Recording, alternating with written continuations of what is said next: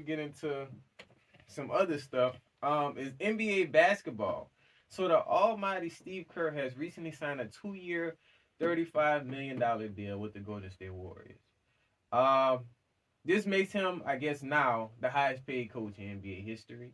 Um, you heard about this? Anything? Yeah, this is fantastic for Kerr, and I think it's also great for the Warriors for the next two Oh years. yeah, man. They definitely need. If he left, it would have been tough for them. Definitely. Just to kind of get us started, man. What was the main reason for you that he agreed to stay those extra 2 years? Because if we kind of just like think about the Warriors recently, and it's been a lot going on with them as far as Draymond. He just can't just relax, chill. Uh, and just different other stuff. Like, what do you think his reason from staying is?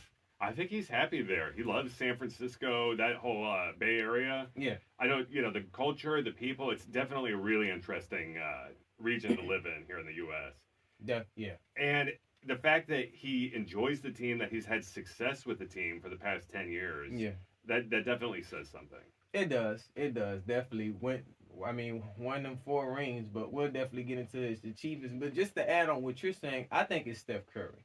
That and type of Steph because he's the main reason for the Warriors, and the reason why they're still stable. He still can give you 30, 40 points a game. I mean, if Curry wasn't like able to do that and say like Clay, he recently started back, coming back snapping. If none of those players were really in effect, then it would be hard for the Warriors to maintain those winning records. So definitely Steph. Um That's and it's not a coincidence because Curry's contract, he has 2 years left with the Warriors, and he can either opt out or try to seek an extension.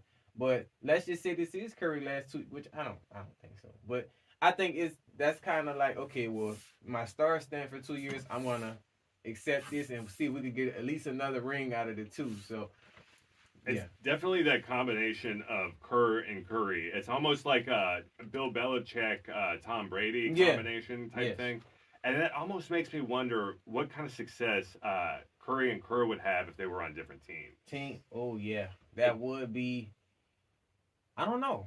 but it's the combination of two of them that Because I has brought think them Kerr's success. coaching style really helps them work around Steph and kind of use him as the main source of light, but people are working around his game He's plan. built up around Steph Yeah, the right really. way. So it's like if you take that out, it's kind of just regular basketball, really. Just regular team basketball.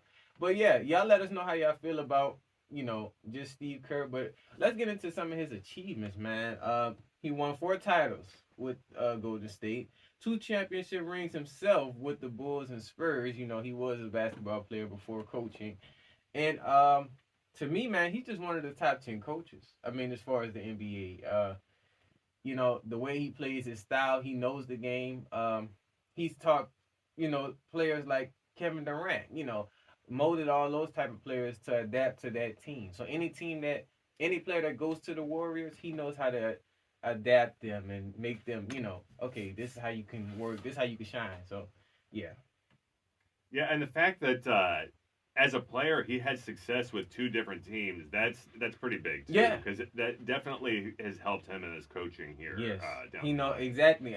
He used that, and he's coaching, he's winning championships, so he has a lot under his resume, man. Definitely. Um, Getting into our next one, man. This one's kind of like we kind of already talked about this, but I want to get kind of more into detail. Was giving up Jordan Poole a big mistake? Because we kind of look at his, him coming in, young player talent. I'm not gonna lie, he used to snap for them. When he's effective, he can shoot, he can lay up. He's young talent. It was a mistake Yeah, because this goes into things that we've talked about, for the past year, pretty yeah, much. Of teams need to maybe spend a little bit more time and have a little bit more patience with their players yeah. than moving on so quickly, Quick, because right? there's value there. There's a lot of value there, and you just have to work with them. I feel Yes, like. man. It honestly it upsets me because, like I said, they didn't give him enough time to develop and grow. You know what I mean? They kind of just, but I guess that, and I would say on more so his side, he kind of was like I wouldn't say like not a team player, but it was more so his mindset was it wasn't like a team involvement more, I guess. But like I said, he's a star player. Like they could have built him into that team player. It's more he was playing on the team and not with the team. Exactly. I mean, he was scoring, he was doing all that. Just had to get him kind of closer, but it was a major mistake, man. And it's like, how do you give Draymond Green, a veteran player, who causes trouble, problems? Matter of fact, the recent game, this recent game with them and the Clippers, uh, they were in the lead. Draymond started tripping, and now the Clippers wind up winning the game. So it's like, just stuff like situations like that. He's causing problems. Had punched Jordan Poole. We kind of covered that. That was crazy. Uh, it still gave him a max deal.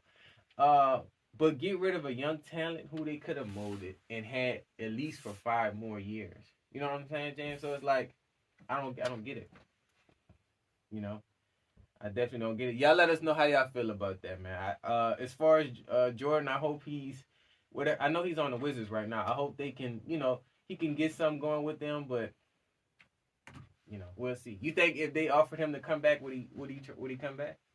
He might. I guess it just depends on how each team is doing and how Poole really feels about his situation. Maybe he's happy there with the Wizards at the moment. Yeah, that could be. Y'all let us know how y'all feel about that. And then our last question before I pass it over to my co-host James. With this 2-year extension, can he get them to the championship game?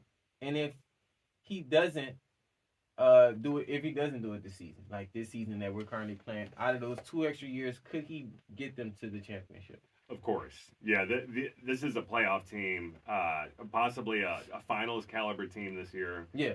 So there's definitely the ability there, even if they slip up this year, to return that next year. Yeah, I agree.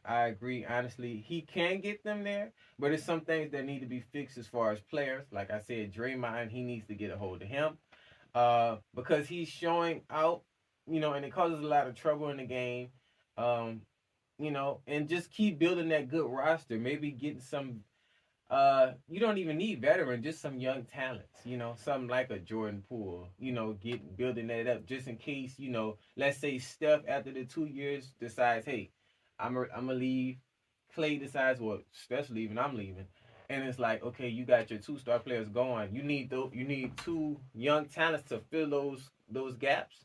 And if say Steve Kerr decides to leave in that 2-year extension, you need a coach, but you already can have the team already molded and built. So what if after 2 years they both leave together and go to a different team?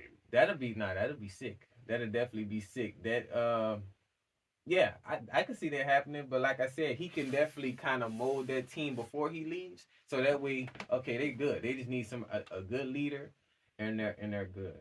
So y'all let us know how y'all feel about that. Just Steve Kerr and this extension, and like as far as the Warriors right now, I mean they're not doing too bad right now. We gotta wait and see, you guys. We definitely gotta wait and see. But I'm gonna pass it over to my co-host James. What else we got? J&J Sports coming to y'all with more in 2024.